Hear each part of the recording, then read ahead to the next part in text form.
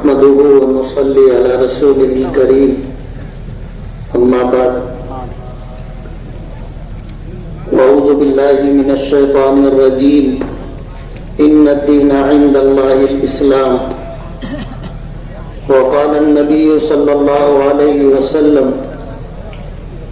إن لكل قوم عيدا وهذا عيدنا صدق الله العظيم وصدق رسوله النبي الكريم.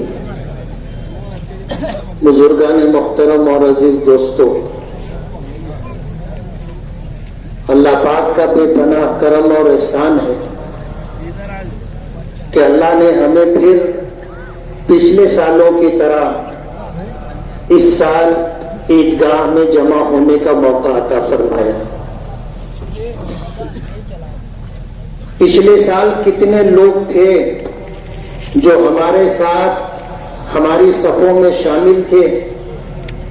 عید کا موقع اللہ پاک نے انہیں عطا کیا تھا.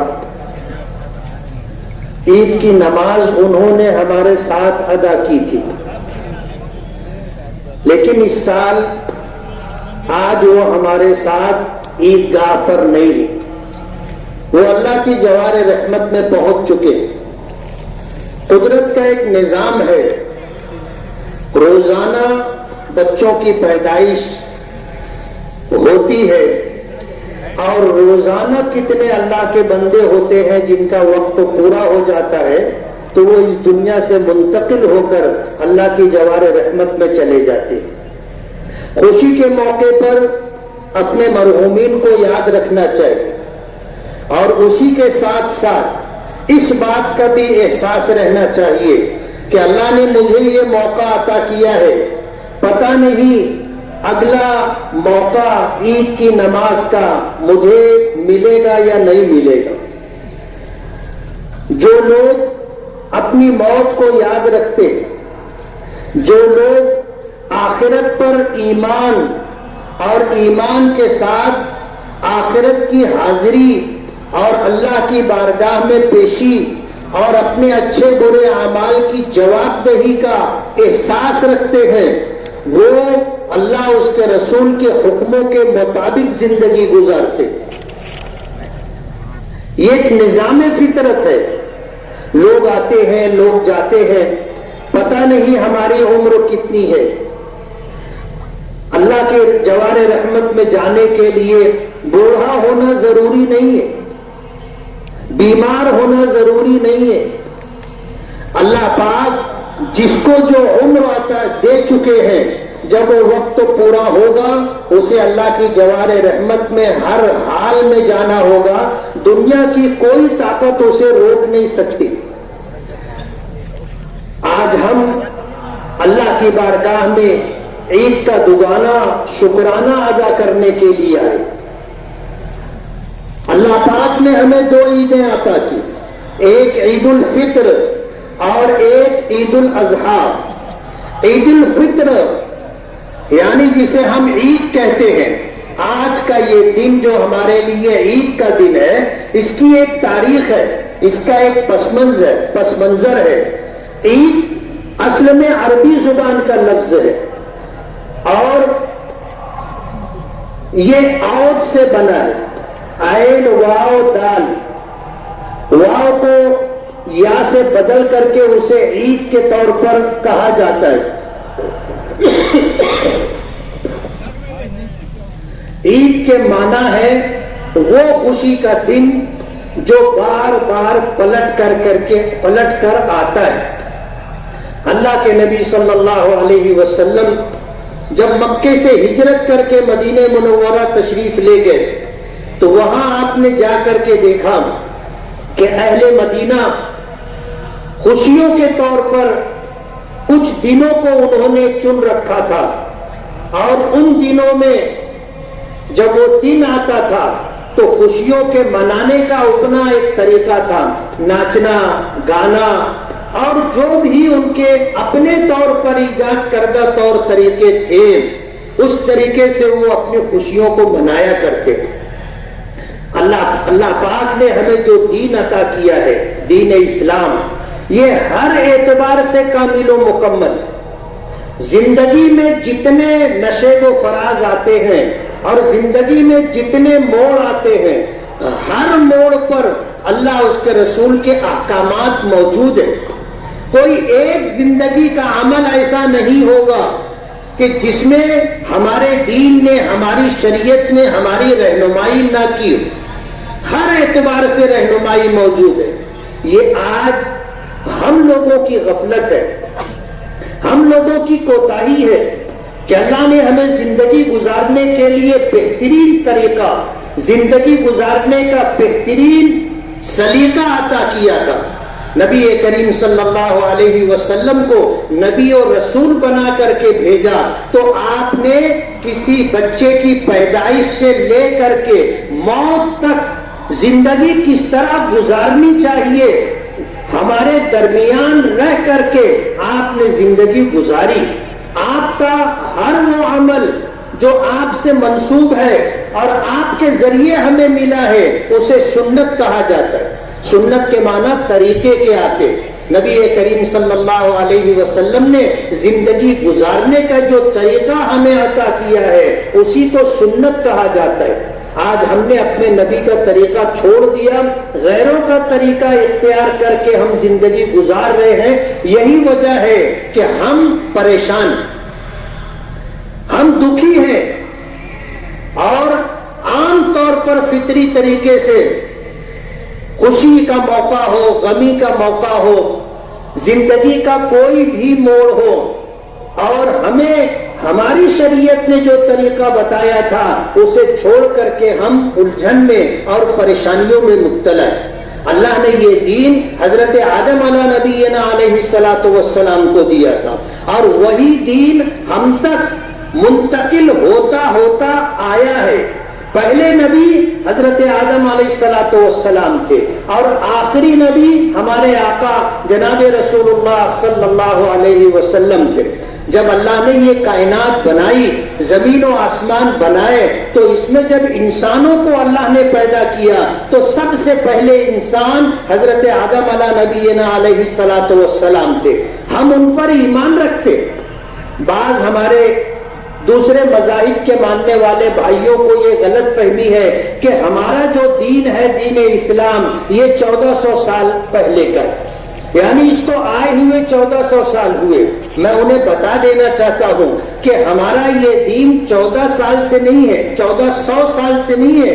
1400 سال پہلے تو ہمارے آخری نبی پروفٹ حضرت محمد صلی اللہ علیہ وسلم تشریف لائے تھے، ورنہ یہ دین تو حضرت آدم علیہ السلام سے آیا ہے، یعنی پہلے انسان، وہاں سے ہمارا یہ دین چلا آ رہا ہے۔ یہی وجہ ہے کہ ہم حضرت آدم علیہ السلام کو بھی مانتے ہیں، حضرت عیسیٰ علیہ السلام کو بھی مانتے ہیں، حضرت موسیٰ کو، حضرت داؤد کو، حضرت سلیمان کو، حضرت یوسف کو، حضرت اسماعیل کو، حضرت ابراہیم کو، تمام انبیاء کرام علیہ السلام کو ہم مانتے۔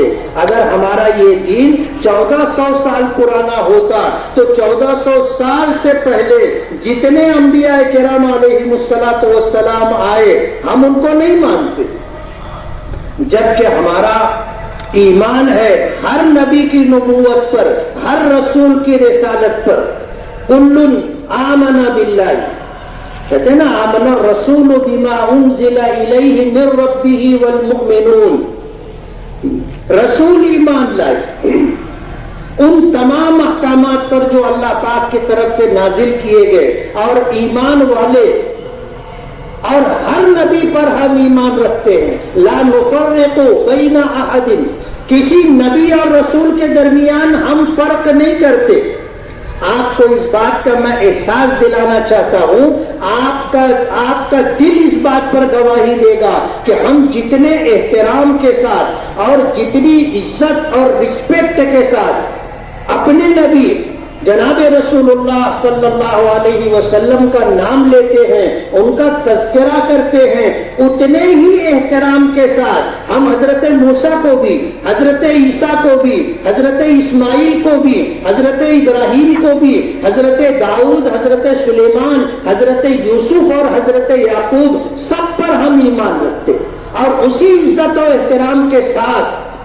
تو اپنے ان بھائیوں کو میں بتانا چاہتا ہوں کہ اگر آپ کو کسی نے یہ سمجھایا ہے کہ یہ اسلام، دین اسلام 1400 سال پرانا ہے، تو آپ تھوڑا سا سمجھیے، یہ 1400 سال نہیں، جب سے یہ دنیا بنی ہے اور پہلے انسان جن کو ہم آدم کہتے ہیں، جن کو آپ منو کہتے ہیں، وہاں سے ہمارا یہ دین ہے. اسی لیے ہم تمام انبیاء کرام علیہ الصلوۃ والسلام کو مانتے ہیں، جن کی تعداد 1,24,000 کم و بیش ہے. سب پر ایمان رکھتے ہیں اور ہر زمانے میں جیسے جیسے لوگوں کی ضرورتیں بڑھتی گئی، اللہ پاک کی طرف سے احکامات آتے رہے اور یہی احکامات کا سلسلہ چلتا رہا اور آ کر جناب رسول اللہ صلی اللہ علیہ وسلم پر مکمل ہوا. اور جب یہ دین مکمل ہوا، ہمارے نبی اس دنیا میں تھے اور آخری سال تھا ان کا. آپ حج میں تھے اور حج میں آپ نے جس انداز میں لوگوں سے گفتگو کی، اس حج کو اسی انداز کی وجہ سے، حضور کے ارشادات کی وجہ سے حجۃ الوداع کا نام دیا گیا.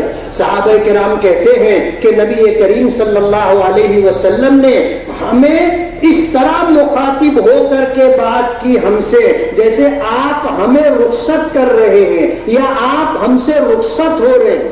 تو اس حج کو حجۃ الوداع کا نام دیا گیا.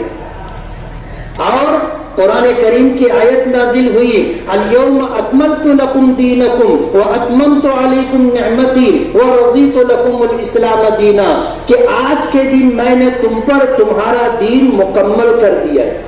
دین کی تکمیل 1400 سال پہلے ہوئی اور اس کی ابتدا حضرت آدم علیہ السلام سے ہوئی تھی. وہاں سے آغاز تھا، وہاں سے شروعات اور ابتدا تھی اور آ کر آخری نبی خاتم النبیین صلی اللہ علیہ وسلم پر یہ دین مکمل ہوا. اور جب یہ دین مکمل ہو گیا تو اب اس دین کے اندر کسی طرح کی کوئی گنجائش نہیں ہے. ہم اپنی طرف سے اگر کوئی اضافہ کرنا چاہے وہ ناقابل قبول، وہ ناقابل قبول. اس لیے کہ جہاں جس شخص نے ایجاد کیا ہے یہ عمل وہیں تک رہے گا، دوسری جگہ آپ کو نہیں ملے گا.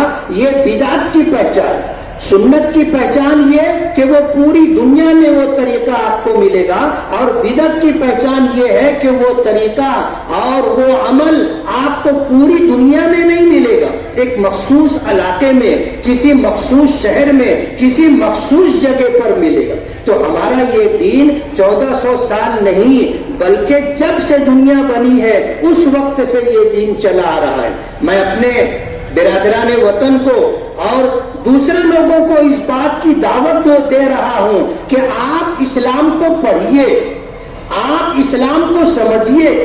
ہمارے پیغمبر نے بتایا ہے کہ یہ دین فطرت ہے، اور دین فطرت کا مطلب یہ ہے کہ انسان، اللہ نے اسے جو فطرت عطا کی ہے عین اسی فطرت کے مطابق اللہ پاک نے ہمیں یہ دین عطا کیا ہے. آپ اگر اسے پڑھو گے، دیکھو گے، سمجھو گے تو آپ کو سمجھ میں آئے گا کہ یہ عمل دل لگتا ہے، یہ عمل ایسا ہے جسے عقل قبول کرتی ہے، جسے دل قبول کرتا ہے. اور ہمارے ملک کے قانون نے اس کی اجازت دی ہے. ہمارے سنویدھان میں اس بات کا تذکرہ ہے کہ ہندوستان کا ہر شہری اپنے مذہب کے تئیں آزاد ہے.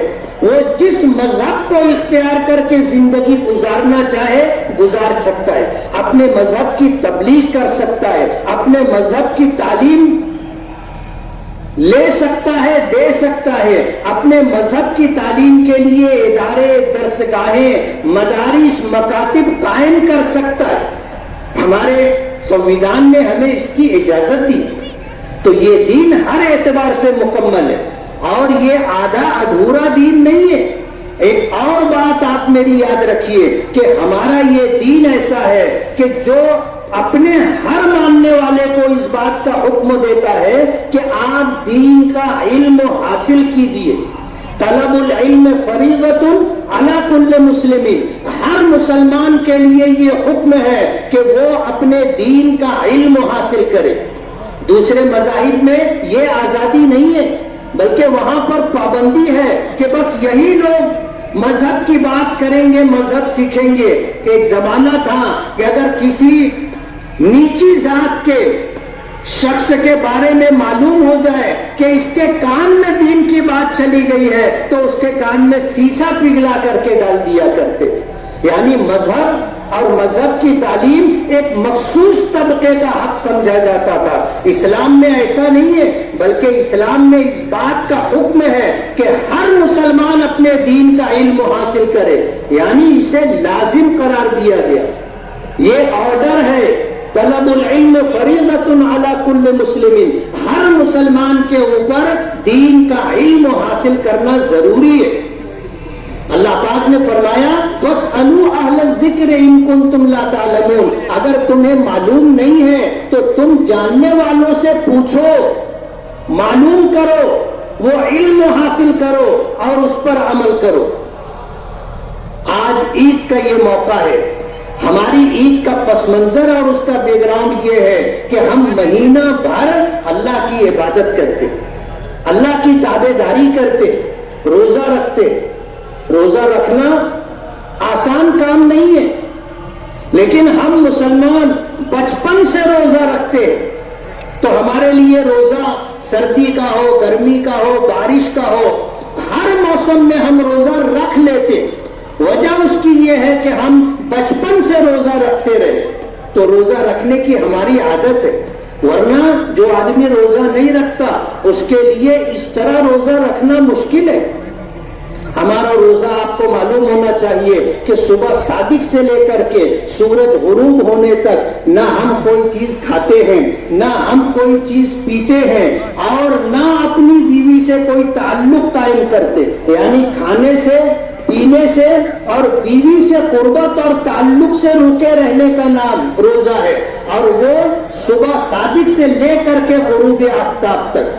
جب یہ روزہ ہم دن میں رکھتے ہیں اور رات کی نماز ہمارے آقا جناب رسول اللہ صلی اللہ علیہ وسلم نے ہمیں عطا کی ہے، ہم رات میں 1.5-2 گھنٹہ اللہ کی عبادت نماز کے اندر اپنا وقت گزارتے ہیں۔ یہ پورا مہینہ اس طرح عبادت اور ریاضت کے ساتھ گزارتے ہیں۔ جب عید کا چاند دکھتا ہے تو آج کا دن عید کے طور پر منایا جاتا ہے، اور اس دن روزہ رکھنے سے ہماری شریعت نے ہم کو منع کیا۔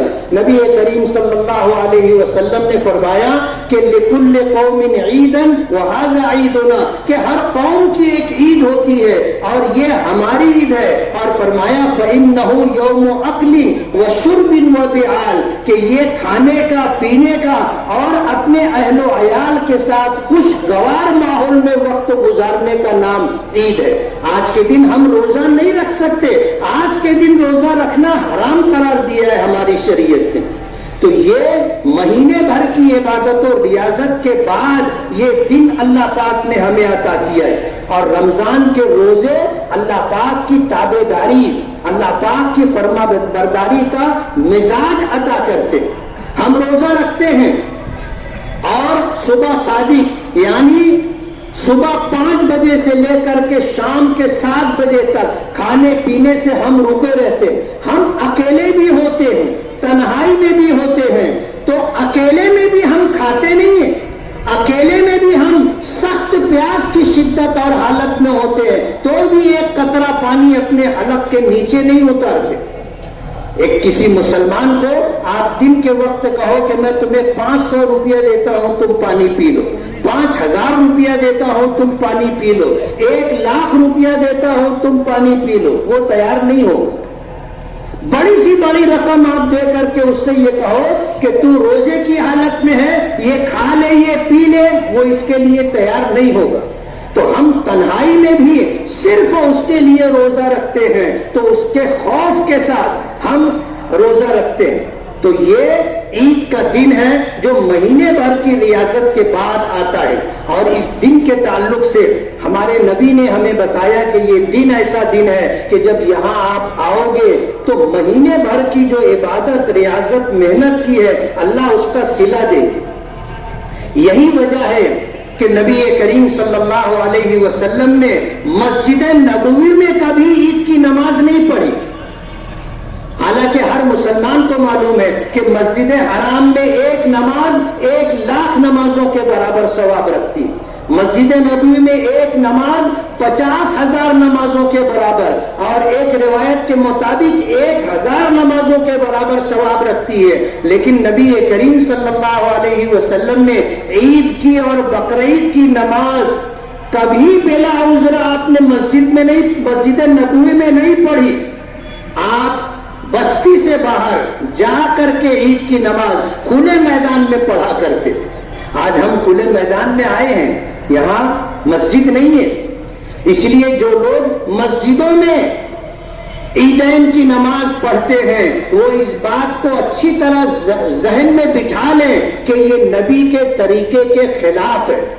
ہاں، جو معذور لوگ ہیں ان کے لیے یہ گنجائش ہے کہ شہر کی کسی بڑی مسجد کے اندر نماز کا اہتمام کیا جائے، جو زیادہ بوڑھے ضعیف اور بیمار لوگ ہیں وہ وہاں پر عید کی نماز پڑھے، اور جن کو اللہ نے صحت دی ہے، تندرستی دی ہے، جوانی دی ہے، انہیں مسجد میں عیدین کی نماز ادا کرنے کی اجازت نہیں۔ میں یہاں سے یہ پیغام دینا چاہتا ہوں ان تمام مسجد کے ذمہ داران کو جن کی مسجدوں میں عیدین کی نماز کا اہتمام ہوتا ہے، آپ ذمہ دار ہو، آپ نبی کے طریقے کے خلاف کر رہے ہو، کل قیامت کے دن تمہیں اس کا حساب دینا ہوگا، اللہ کے یہاں جواب دینا ہوگا کہ تم مسجد کے ذمہ دار تھے اور نبی کے طریقے کے خلاف مسجد میں نماز عید ادا کی جا رہی تھی اور تم نے منع نہیں کیا، تم نے روکا نہیں۔ کل قیامت کے دن ٹرسٹیوں سے اس کا حساب و کتاب ہوگا، پوچھا جائے گا۔ آج رمضان میں ہمیں مشق کرائی گئی اللہ کے احکامات کی تابع داری کی کہ جلوت میں ہو خلوت میں ہو اللہ کے حکم کو پورا کرنا ہے۔ ایک مسلمان اپنی پوری زندگی اس طریقے سے گزارے کہ تنہائی میں ہو تو اللہ کے احکامات کی تابع داری و پاسداری، اور جلوت میں ہو لوگوں کے درمیان میں ہو تو بھی اللہ کے حکموں کی تابع داری۔ آج ہماری شریعت میں ہمیں جو احکامات دیے ہیں وہ کسی دین دھرم میں آپ کو نہیں ملیں گے، لیکن دکھ کی بات یہ ہے کہ ہم اپنے دین اور دھرم کے خلاف کرتے ہیں۔ آج نشہ عام ہو گیا ہے، لوگ گٹکا کھاتے ہیں، تمباکو کھاتے ہیں، اور پھر اس سے آگے شراب پیتے ہیں، گانجا ہے، بھنگ ہے، اور نہ جانے کیسے کیسے نشے کے عادی ہو گئے ہیں۔ نبی کریم صلی اللہ علیہ وسلم نے فرمایا کل مسکر حرام، ہر نشہ لانے والی چیز کا استعمال حرام ہے۔ وہ نشہ آور چیز چاہے کھانے کی ہو اس کا کھانا حرام ہے، پینے کی چیز ہو پینا حرام ہے، جلا کر اس کا دھواں اندر لینا ہو، اگر نشہ پیدا ہوتا ہے تو اس کا استعمال حرام ہے۔ آج ہمارے کتنے نوجوان رمضان المبارک میں روزہ نہیں رکھتے، وجہ اس کی یہ ہے کہ گٹکا کھانے کے ایسے عادی ہو گئے ہیں کہ بغیر گٹکے کے 12-15 گھنٹہ گزارنا ان کے لیے مشکل ہے، روزہ نہیں رکھتے، نشے کی ایسی عادت۔ اور ہماری شریعت نے نشے کو ام الخبائث قرار دیا ہے، یعنی تمام برائیوں کی ماں، ہر برائی کی جڑ۔ آج جو شہر میں لوٹ مار کی واردات ہوتی ہیں، کٹر مارنے کی واردات ہوتی ہے، ٹو ویلر چوری کر لینے کی جو واردات ہوتی ہے، رات کے اندھیرے میں نقب لگا کر کے کسی کی دکان کو پھوڑ کر کے جو لوٹ پاٹ کی جاتی ہے، یہ سب نشے کی دیر۔ جو لوگ نشے کے عادی ہو جاتے ہیں وہ ان چیزوں کو اختیار کرتے ہیں اور اسی چیزوں کو لے کر کے چلتے ہیں، زندگی ان کی برباد ہو جاتی۔ انہیں میں اپنے ذمہ داروں سے کہنا چاہوں گا کہ خود بھی نشے کی چیزوں سے بچے۔ شراب دور کی بات ہے، آپ تمباکو بھی نہ کھائیں، اس لیے کہ تمباکو بھی ایک طرح کا نشہ ہے، اور حضور نے فرمایا کہ ہر نشہ آور چیز کا استعمال حرام ہے. آپ یہ مت دیکھو کہ امام صاحب تو کھاتے ہیں, یہ مت دیکھو کہ مولانا حافظ صاحب, مفتی صاحب, قاضی صاحب تو کھاتے ہیں. آپ یہ مت دیکھو. ہماری شریعت میں کسی شخص کو آئیڈیل نہیں بنایا گیا ہے. آئیڈیل صرف نبی کریم صلی اللہ علیہ وسلم کی ذات گرامی.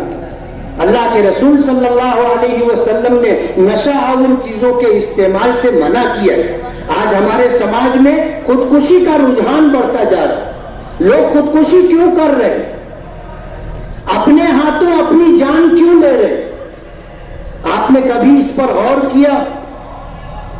خودکشی آسان کام نہیں ہے. آدمی بہت ہمت جمع کرتا ہے اور مہینوں اس لائن سے سوچتا رہتا ہے, لیکن اس کی ہمت جمع نہیں ہوتی. اور خودکشی جب کرتا ہے تو آپ یہ سمجھ لیجئے کہ اپنی زندگی کا سخت ترین, مشکل ترین فیصلہ کرتا ہے. ظاہر بات ہے بلا وجہ تو آدمی خودکشی نہیں کرتا. خودکشی کرتا ہے تو اس کے پیچھے اس کی کوئی وجہ اور کوئی کارن ہوتا ہے. آج ہمارے سماج میں جو خودکشی ہے اس کی ایک وجہ ناجائز تعلقات ہیں. موبائل کے ذریعے سے بیٹی گھر میں ہے, اپنا کمرہ اندر سے بند کر کے کس سے بات کر رہی ہے, ویڈیو کالنگ کر رہی ہے, کیا دیکھ رہی ہے اور کیا دکھا رہی ہے, یہ سب کچھ گھر میں رہتے ہوئے ہو رہا ہے. اور جب تعلقات ہو جاتے ہیں تو سماج میں ایسے نالائق لوگ بھی ہیں, جب ان کو کہیں سے سراغ مل جاتا ہے تو وہ بلیک میل کرنا شروع کر دیتے ہیں. اور جب بلیک میلنگ چالو ہوتی ہے تو پھر آدمی ڈر جاتا ہے.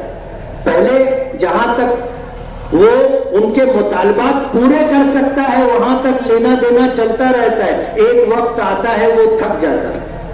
وہ 5,000 مانگتے ہیں دے دیتا ہے, 10,000 مانگتے ہیں دے دیتا ہے, پھر 1 لاکھ کی ڈیمانڈ ہو جاتی, 2 لاکھ کی ڈیمانڈ ہو جاتی, اور وہ مجبور ہو جاتا ہے. اتنا پیسہ اس کے پاس نہیں ہوتا اور وہ بلیک میل کرتے ہیں کہ اگر تو نہیں تو یہ سارے فوٹوز میں وائرل کر دوں گا, یہ سارے ویڈیوز میں وائرل کر دوں گا.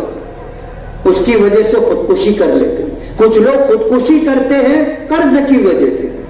راتوں رات مالدار بننا اور جلدی سے جلدی مالدار بننے کے لیے آدمی لوگوں سے پیسے لیتا ہے, اور جتنا نفع نہیں ہوتا اس سے زیادہ نفع لینے کا جھانسا دیتا ہے.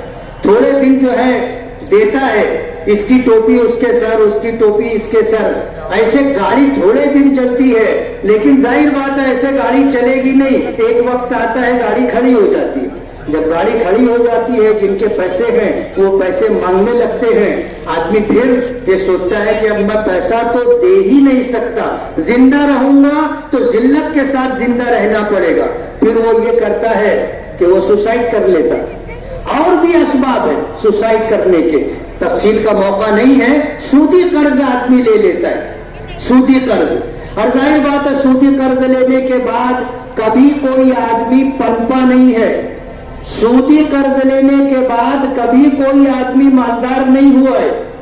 سودی قرض لینے کے بعد اس کی تباہی اور بربادی مقدر ہے. ہمارے شہر میں ایسے لوگ تھے جو بتاتے تھے کہ یہاں سے لے کے جہاں تک دکھائی دے رہا ہے یہ سب میری زمین. ایک وقت آیا ان کی زندگی میں کھانے کے لالے پڑے تھے, سودی قرض لے کر کے اس طرح پریشان تھے. اس طرح کا جو معاملہ ہمارے یہاں ہے, اور اسی طرح طلاق کا جو معاملہ ہے, اور غریبوں کو لوٹنے کا جو معاملہ ہے. چھوٹے چھوٹے پلاٹ 12-25 کے بنا کر کے بغیر بن شیپی اور بغیر لے آؤٹ, کچا لے آؤٹ کر کے بیچ دیتے ہیں, اور ایک ایک پلاٹ کئی لوگوں کو پہنا دیتے. اس کو بھی لکھ کر کے دے دیا, اس کو بھی لکھ کر کے دے دیا, اس کو بھی لکھ کر کے دے دیا. اور یہ رہتا ہے کہ تم قسطوں میں پیسہ دینا, سال بھر میں دینا, 2 سال میں دینا, 3 سال میں دینا. غریب آدمی سوچتا ہے اپنا گھر نہیں ہے, چلو 3 سال میں کم سے کم 12-25 کا پلاٹ تو ہو جائے گا. لیکن شہر میں ایسے لوگ ہیں جو 12-25 کے نام پر غریبوں کو لوٹتے, اور جو نوٹری لکھ کر کے دیتے ہیں. آج اچھی طرح آپ سن لو, اس کی کوئی قانونی حیثیت نہیں ہے.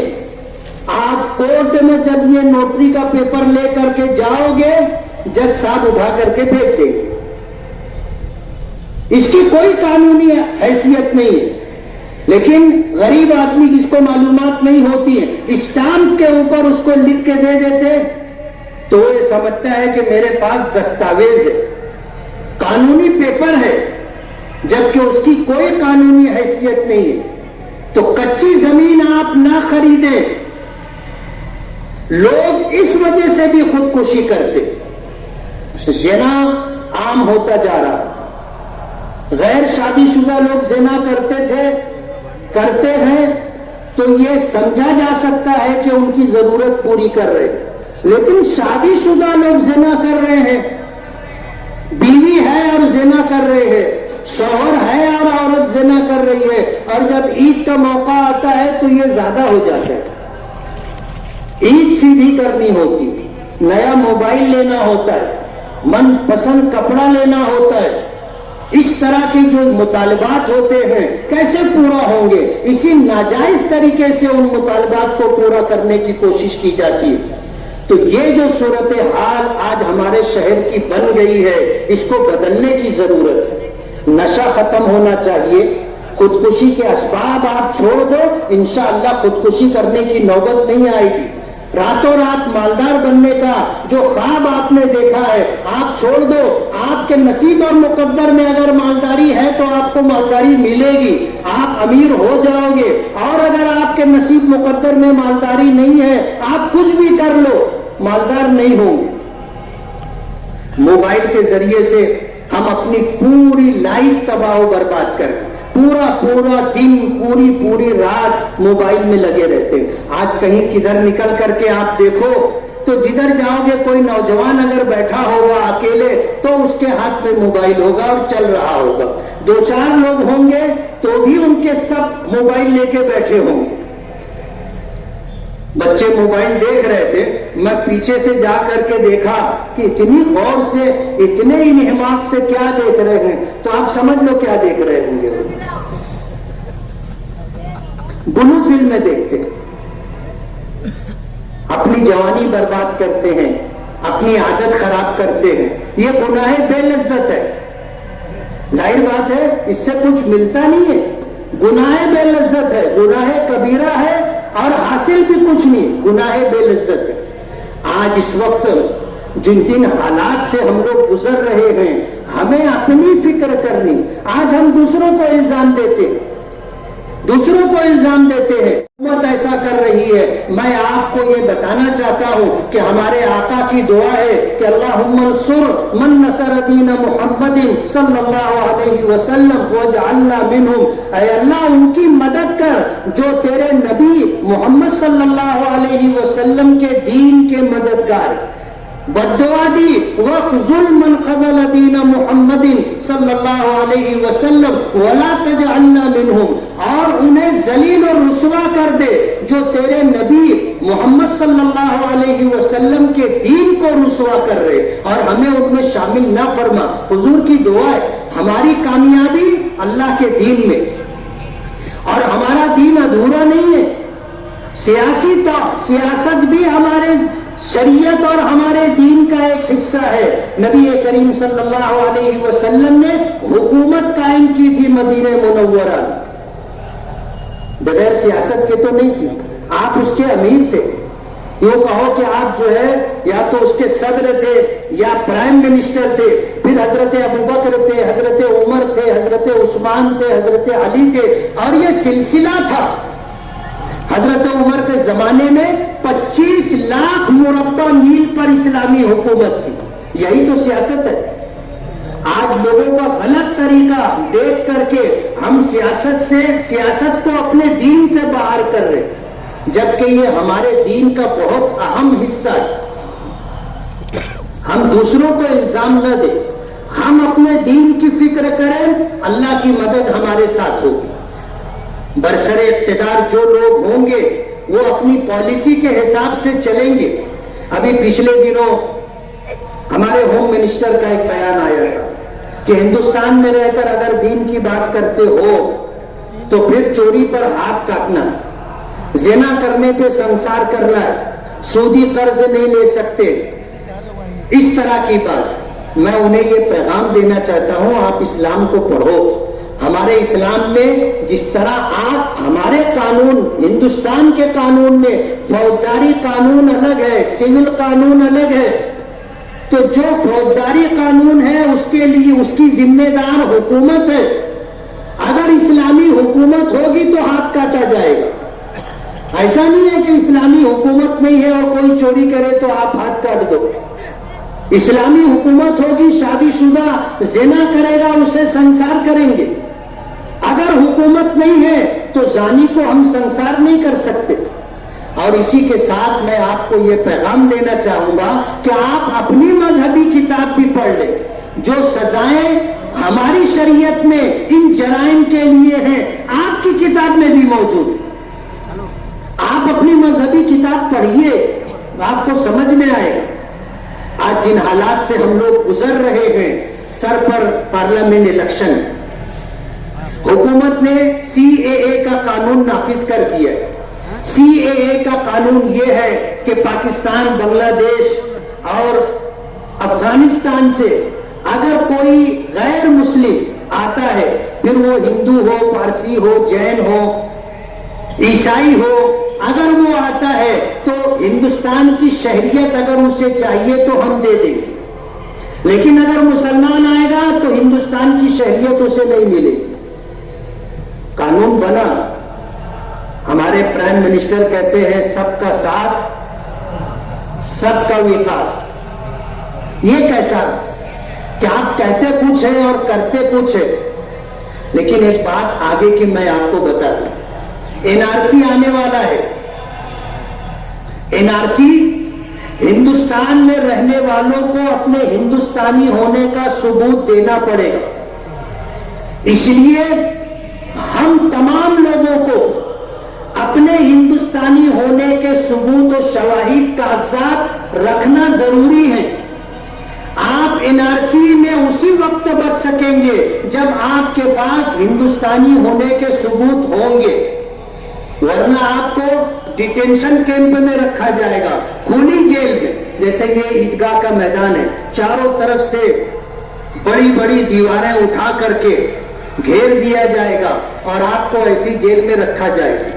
آپ اپنے گھر والوں کے ساتھ نہیں رہ سکیں گے۔ آپ سوچو، اگر آپ کے والد کے پاس کاغذات نہیں ہے تو انہیں گھر سے گرفتار کر کے لے جا کر کھلی ہوئی جیل میں رکھ دیں گے۔ آپ کی ماں کے پاس اگر کاغذات نہیں ہے، گھر سے گرفتار کر کے لے جا کر کے انہیں جیل میں رکھ دیں گے۔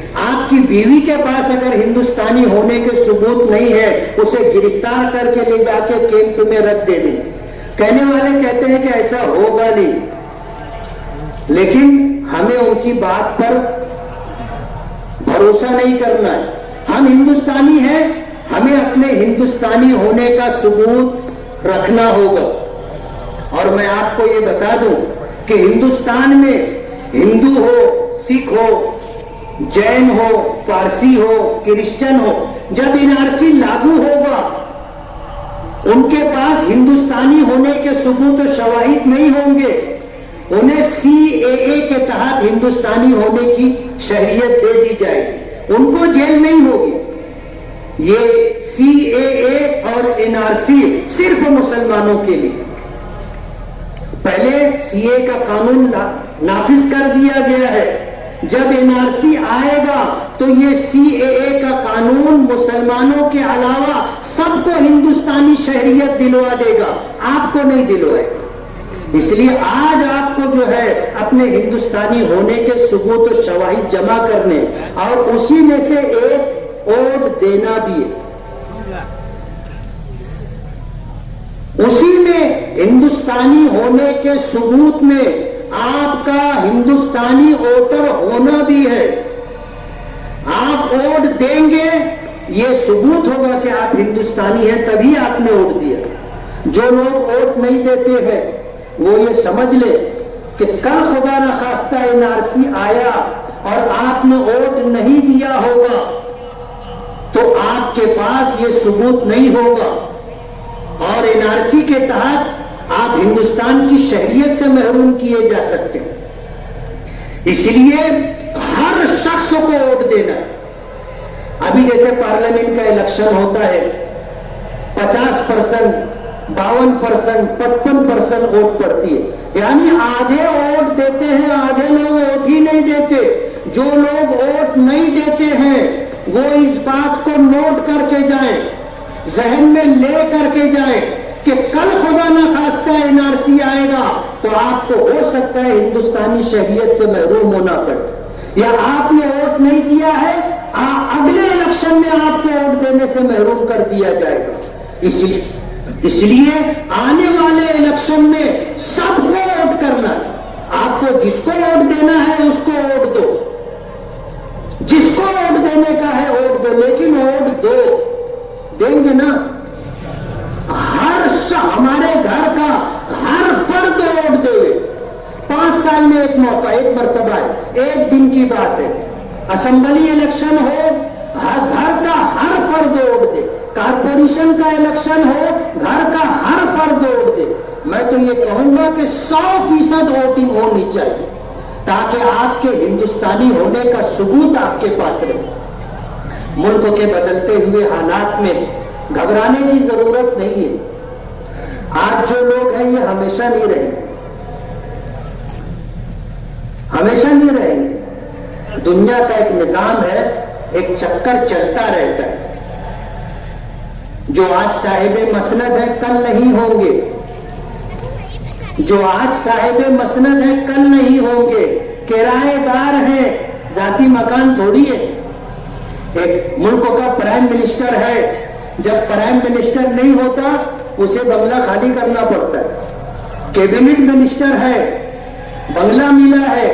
جب کیبنٹ منسٹر نہیں رہتا اور MP نہیں ہوتا اس کو بنگلہ خالی کرنا پڑتا ہے. اور جو نہیں خالی کرتا انتظامیہ آتی ہے اس کا سامان اٹھا کے باہر پھینک دیتی. اور ایسا بھی ہوتا ہے کہ ان کو ٹانگی ٹولا کر کے باہر پھینک دیا جاتا ہے. تو جو آج صاحب مسند ہے کل نہیں ہوں گے. کرایہ دار ہے, ذاتی مکان تھوڑی ہے. ہم اللہ کی رحمت سے مایوس نہیں ہیں. ہندوستان اپنی ایک شناخت رکھتا ہے. یہ پوری دنیا کا سب سے بڑا جمہوری ملک ہے, سیکولر ملک ہے, اور انشاءاللہ اس کی یہ حیثیت باقی رہے گی. آج جیسے کہا جاتا ہے 400 کے پار, اور کیوں 400 کے پار ہم نے تو سوچا بھی نہیں تھا, لیکن ان کے ہی لوگ کہہ رہے ہیں کہ 400 کے پار اس لیے کہ ہمیں ملک کا دستور بدلنا ہے, آئین اور قانون بدلنا ہے. جو برسر اقتدار ہے ان کے لوگ کہہ رہے ہیں. یہ تو گھر کا بھیدی ہوا نا, گھر کا بھیدی ہوا. صاحب البیت ادری بما فی, گھر میں رہنے والے کو پتا ہوتا ہے گھر میں کیا ہے. جو اپوزیشن کے لوگ ہیں وہ تو بول رہے ہیں, لیکن گھر کے لوگ بھی بول رہے ہیں نا. یہ ہندوستان سے جمہوریت ختم کرنے کی بات کر رہے ہیں. ہم مسلمان ہیں, ہم مسلمانوں نے کبھی ملک کے سنویدھان اور قانون کو ختم کرنے کی بات نہیں کی.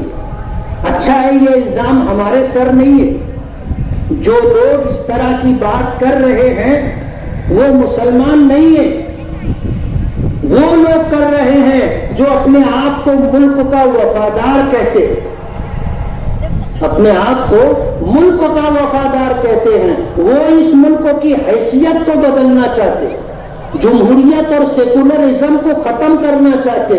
ہم مسلمان نہیں چاہتے, ہم تو یہ چاہتے ہیں کہ اس ملک کی جمہوریت باقی رہے, اس ملک کا سنویدھان باقی رہے. ہم یہ چاہتے. آج پوری دنیا میں ہم لوگ پریشان ہیں, اور پریشانی کی وجہ دین سے دوری ہے. آج فلسطین میں ہمارے مسلمان بھائی ہزاروں کی تعداد میں, عورتیں, بچے, بوڑھے شہید ہو چکے. عورتیں, بچے, بوڑھے شہید ہو چکے ہیں. اور 52-53 اسلامی ملک ہیں, سب خاموش ہے. کوئی مدد کرنے کے لیے آگے نہیں آ رہا ہے. کسی فلسطین کے لیڈر نے کہا تھا کہ جب ہم بچے تھے تو ہم سمجھتے تھے کہ ہم غلام, ہم محکوم ہیں, لیکن جب حالات آئے تو سمجھ میں آیا کہ جتنے اسلامی ملک ہیں وہ سب غلام اور محکوم ہیں. اگر آزاد ہیں تو ہم آزاد ہیں، آزاد ہیں تو ہم آزاد ہیں. اس لیے اپنے فلسطینی مسلمان بھائیوں کے لیے آپ خوب دعا کریں. ہم یہی کر سکتے، دعا کر سکتے ہیں، ان کے لیے دعا کریں. اللہ تعالیٰ ان کی دستگیری فرمائے، مدد فرمائے. اور فلسطین کے لوگ مرنے سے ڈرتے بھی نہیں. ایمان جس کے پاس ہے وہ مرنے سے ڈرتا نہیں. اس لیے گھبرانے کی کوئی بات نہیں ہے، مایوسی کی کوئی بات نہیں ہے. اللہ اس پوری کائنات کا خالق بھی ہے، مالک بھی ہے، اور اس پوری کائنات کا حکمراں وہی ہے. ان حالات کے اندر ہمیں اپنی ذمہ داری پوری کرنا ہے. آپ صفحے سیدھے کھڑے ہو جائیں، صفحے